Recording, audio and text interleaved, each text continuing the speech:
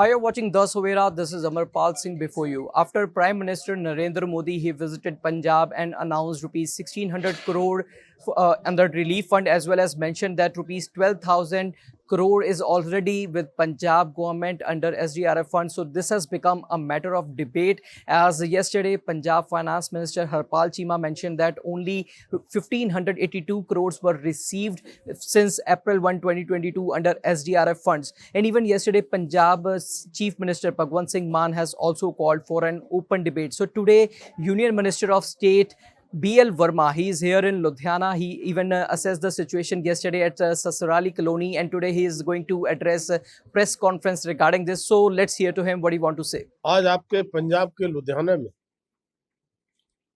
कल से बाढ़ग्रस्त क्षेत्रों में दौरा करने के बाद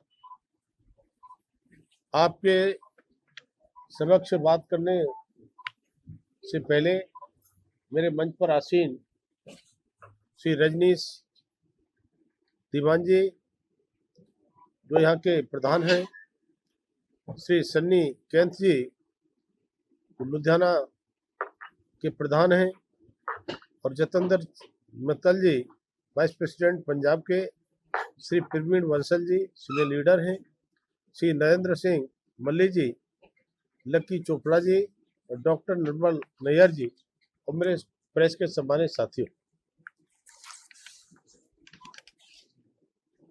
मैं आपको विस्तार से बताना चाहता हूं कि ये बाढ़ का जिस तरह से कोराम पंजाब में है, उसी तरह से पंजाब के साथ चाहे हिमाचल हो, उत्तराखंड हो, जम्मू कश्मीर हो या अन्य प्रदेश, लेकिन पंजाब में देखा है कि ज़्यादा ही बाढ़ का प्रकोप रहा है। और केवल बाढ़ के प्रकोप से 1900 गांव जलमग्न ही नहीं हुए हैं, उनकी फसलें भी लगभग 4 लाख एकड़ जमीन भी जलमग्न हुई। और 4 लाख एकड़ की जमीनों की फसल, उसके साथ साथ बड़ी संख्या में पशुओं से लेकर भैंसों से लेकर मुर्गी तक बहना, ये बड़ा खतरनाक बाढ़ का प्रकोप रहा है।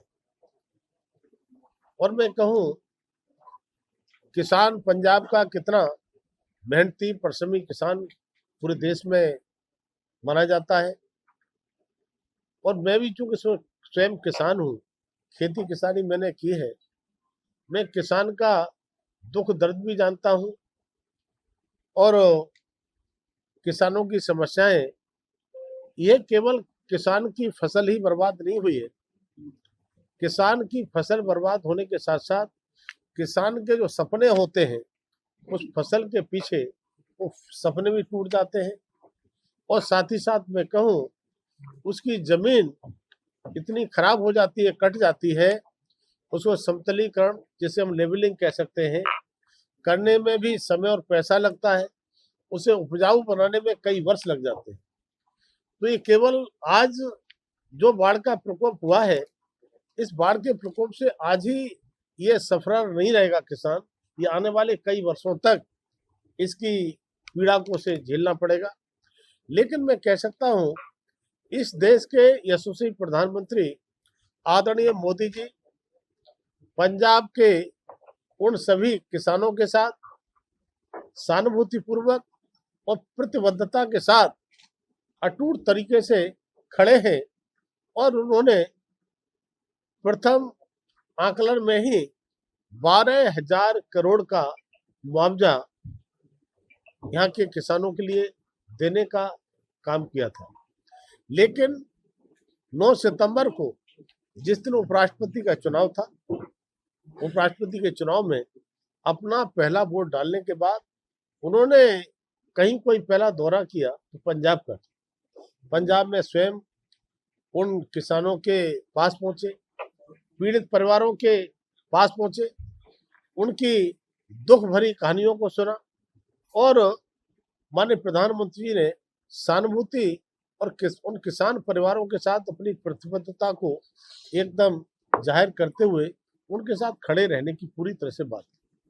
और इतना ही नहीं, 12,000 करोड़ के बाद में 1600 करोड़ का और उन्होंने ऐलान किया कि हम इसमें अंतरिम जितना भी ये आकलन होगा, मूल्यांकन होगा, इसमें हम 16 करोड़ देंगे। लेकिन साथ ही साथ मैं बताना चाहता हूँ, आज तेजी के साथ मूल्यांकन हो रहा है। मूल्यांकन के साथ मैं कहूँगा ईमानदारी से मूल्यांकन हो, लेकिन इस बाढ़ के पीछे, इस तबाही के पीछे क्या कारण है, इसमें भी हमको जाना पड़ेगा। तब मैं कहूँ कि हमारे जल संसाधन मंत्री जो राज्य सरकार के हैं, उन्होंने दावा किया था कि हमने 230 करोड़ रुपया खर्च किया है और हमने सारी व्यवस्थाएं ठीक कर ली हैं, कहीं भी कोई समस्या का सामना नहीं करना पड़े।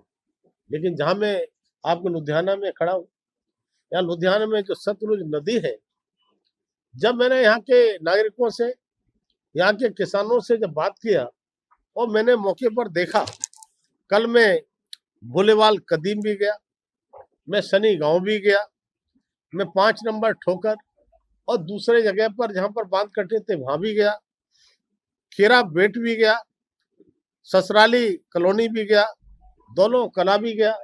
माने इन सारे जगहों पर जाकर के, और खास तौर से जहां पर कटान हुआ है, वहां लोगों का, ग्रामीणों का, किसानों का जो आक्रोश देखने को मिला हमारी राज्य सरकार के प्रति, वो इसलिए कि अगर समय से इस सतलुज नदी की सफाई हो गई होती तो शायद ये मंजर देखने को नहीं मिलता। साथ ही साथ जहां पर मैं गया था ससराली कॉलोनी, वहां पर 2-2.5 किलोमीटर बांध कटा है, और बांध जो कटा है, उस बांध कटने के पीछे अवैध खनन हुआ है, जिसे हम चोरी से खनन कहते हैं। और चोरी से अवैध खनन करने वाले कोई और नहीं, सरकार में बैठे लोग ही बताए गए। तब मैं ये मांग करता हूं कि ईमानदारी से उनकी जांच होना चाहिए, यह कैसे अवैध खनन हुआ। और वहां के किसानों ने विरोध किया था, लिख करके भी विरोध किया था, यहाँ तक कि धरने पर बैठने की नौबत भी आई थी। लेकिन इसके बाद में राज्य सरकार के जल संसाधन मंत्री या सरकार पर कोई भी असर नहीं पड़ा। तब मुझे बताया गया, जांच का विषय है, शायद इसमें सरकार में बैठे लोग ही उसमें दोषी हैं। मेरा कहना है कि इस इतने बड़े मंजर को तबाही मचाने के लिए जो वास्तव में इस बाढ़ ने अंजाम दिया है, उनकी जांच होना चाहिए। और अवैध खनन इन्होंने किया है, जिनके कारण से एक तरफ ही, एक किनारे पर 340 एकड़ भूमि कटने का काम हुआ है, ऐसा मुझे बताया गया। उनके पापड़ के पेड़ सब कट के चले गए, उनकी फसल की फसल पूरी कट के चली गई, जमीन पूरी, उसका बहाव एक तरफ से दूसरी तरफ को आ गया है। ये बहाव केवल इसलिए आया है, वो तरफ ज्यादा गड्ढा होने से और खनन होने के कारण से उन किसानों के साथ में ये वास्तव में बहुत बड़ा अन्याय हुआ है। दूसरा मैं कहना चाहता हूँ, हमारी 12,000 करोड़ की राशि हमने देने का काम किया, लेकिन आश्चर्य की बात यह है, ये सरकार अभी तक उसमें से कुछ खर्च नहीं कर पाई है। अभी तक रिकॉर्ड में उन्होंने केवल 12,000 करोड़ में से 71 करोड़ रुपया ही खर्च किया, 171 करोड़, ओनली 71 करोड़। तो ये विषय इस बात का है कि इतना बड़ा पैसा आने के बाद में ही आप पैसा नहीं दे पा रहे हैं। और साथ ही जिस तरह से हमारे किसानों ने और ग्रामीणों ने मांग की है कि हमें राज्य सरकार पर भरोसा नहीं है, पहले भी भ्रष्टाचार किया है और हमारे दिल्ली से आए हुए पैसे को ये खा ना जाए, इसलिए माननीय मोदी जी ने जनधन खाते खुलवाए हैं, जीरो बैलेंस अकाउंट खुलवाए हैं, जो 55 करोड़ से भी ज्यादा देश भर में है। तो पंजाब के किसानों ग्रामीणों का कहना है कि हमारा पैसा सीधा मूल्यांकन करने के बाद हमारे खाते में आना चाहिए, जिससे बीच में कोई भ्रष्टाचारी भ्रष्टाचार न कर सके, कोई दलाल दलाली न कर सके, कोई बिचौलिया बिचौलीगिरी न कर सके।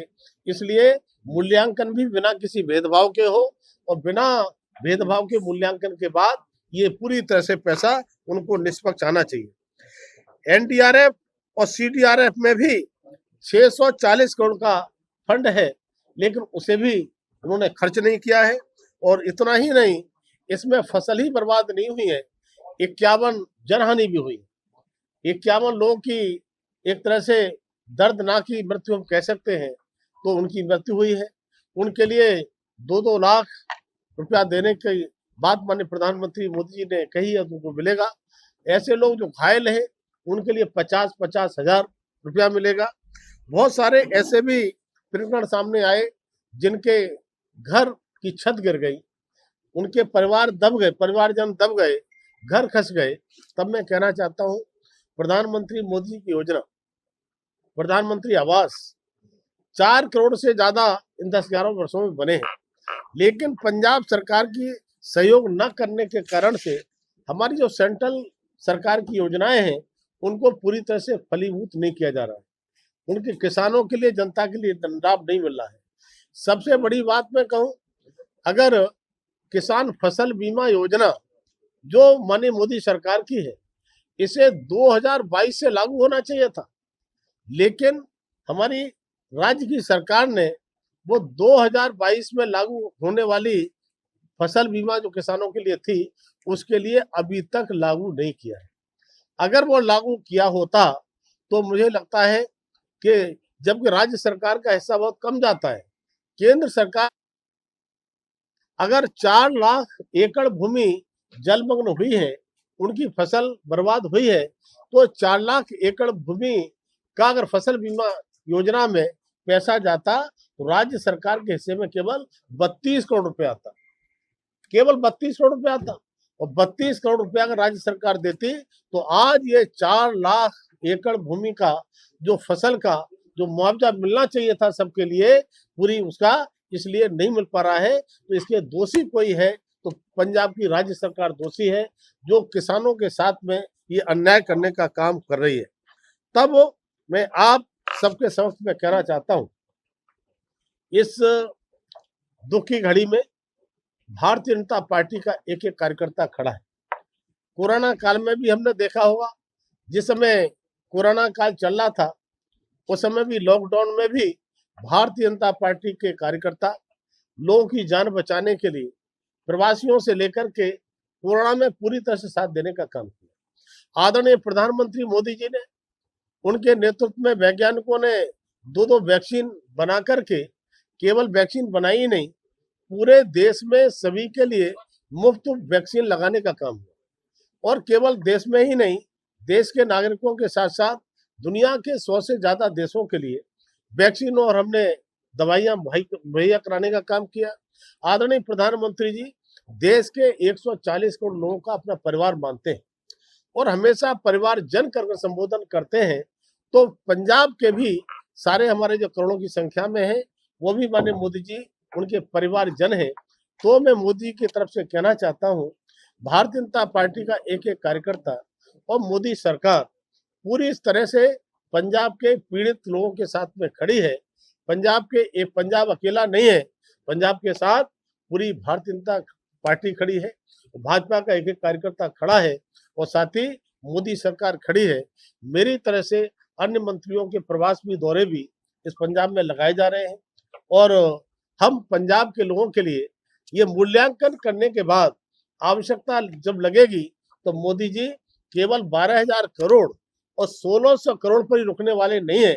आज तो 13,600 करोड़ की बात कही है, लेकिन कितना ही पैकेज देने की बात होगी तो उसके लिए मोदी सरकार देगी, लेकिन सही से मूल्यांकन मैंने प्रशासन के अधिकारियों से कहा भी है कि आप ईमानदारी से मूल्यांकन करिए, बिना किसी भेदभाव के मूल्यांकन करिए और किसी के साथ में अनजस्ट ना हो, भ्रष्टाचार की शिकायत सुनने को न मिले।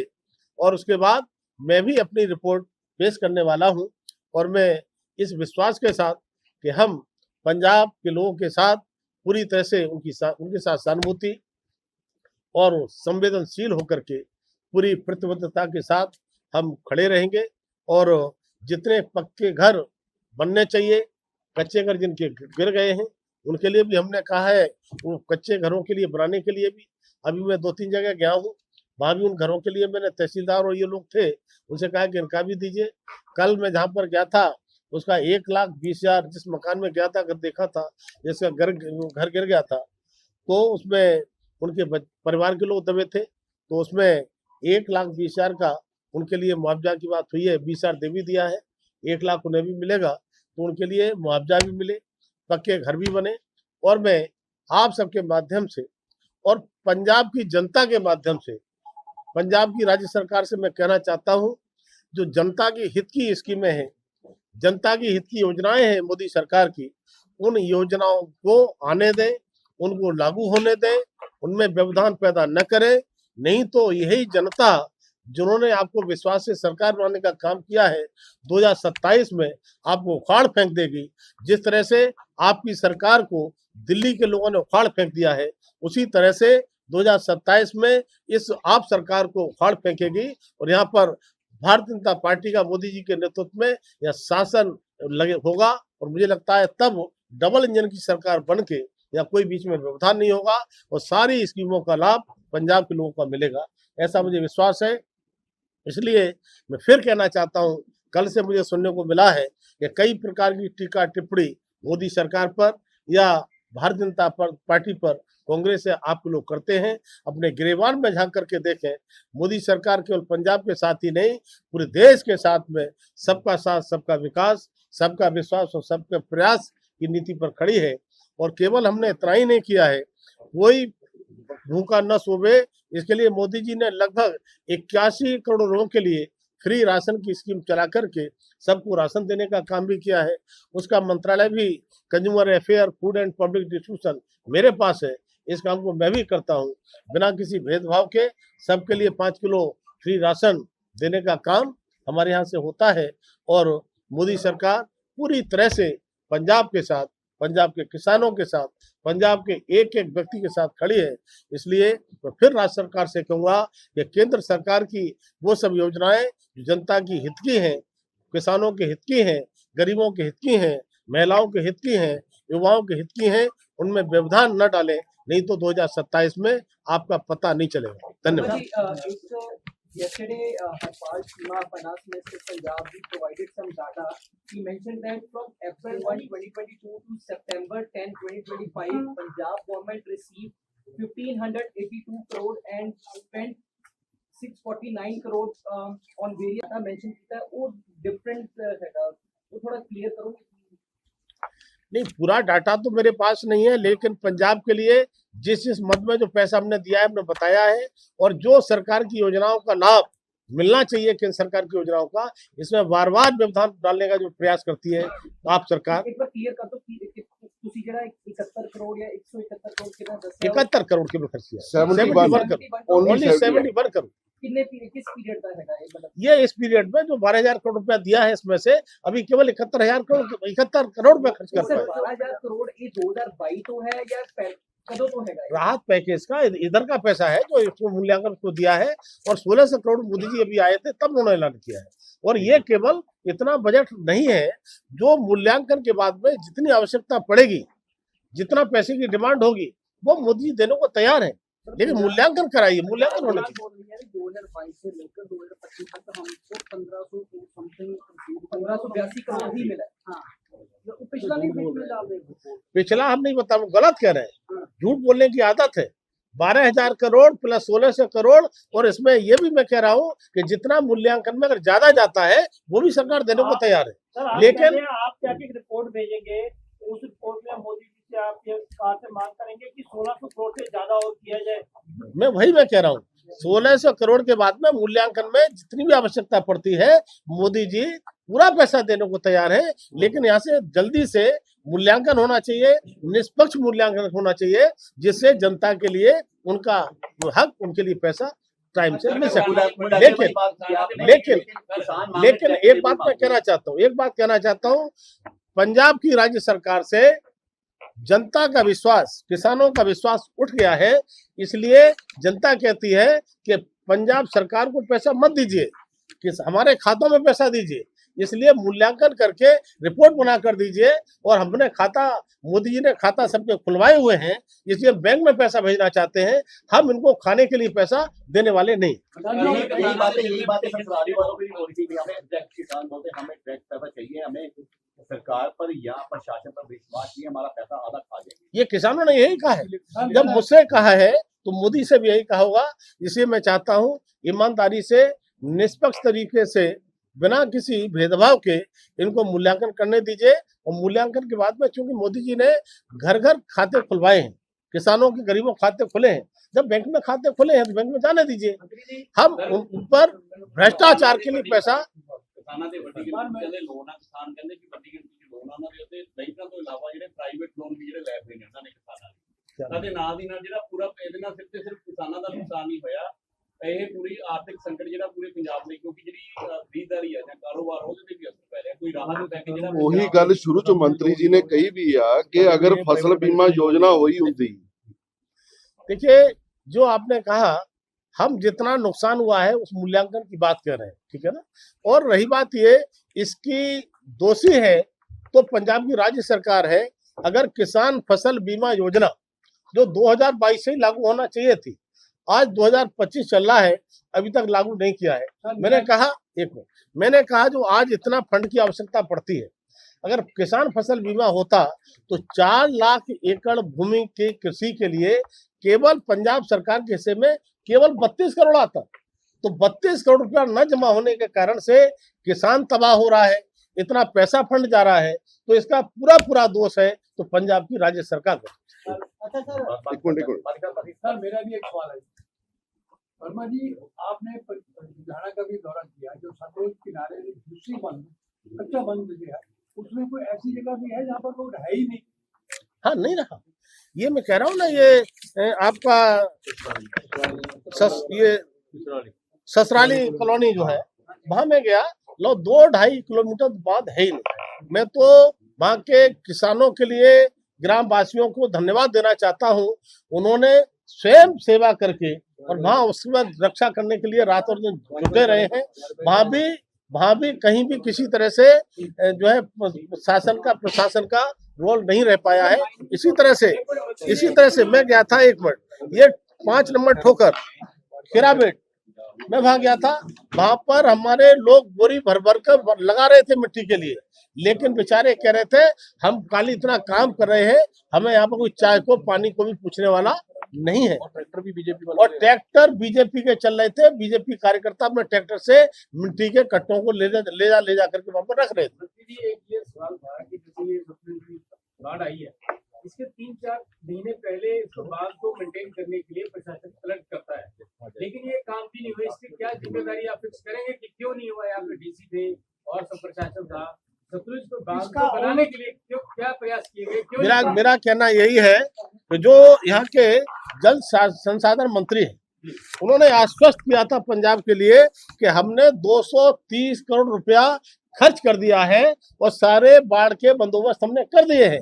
लेकिन सच तो ये था कि ये कहने वाले लोग वो ही खनन करा रहे थे, वो ही चोरी से खनन करा करके, अगर शायद इस सतलुज नदी की सफाई पहले हो गई होती और खनन न हुआ होता, जो आप कह रहे हैं बांध की मरम्मत ठीक से हो गई होती, तो आज ये स्थिति नहीं होती। सीबीआई जांच होगी, जो खनन नाजायज जो माइनिंग हो रही है यहाँ पे, उसकी सीबीआई जांच करनी बहुत बड़ा मुद्दा है पंजाब का। देखिए, मैं आपके माध्यम से कहना चाहता हूँ, मुझे मालूम है कि पंजाब सरकार अपने लोगों को बचाने के लिए सही जांच नहीं करेगी, लेकिन मैं सबसे पहले उनसे कहता हूं अपने मंत्रियों की जांच कराइए। अपने लोग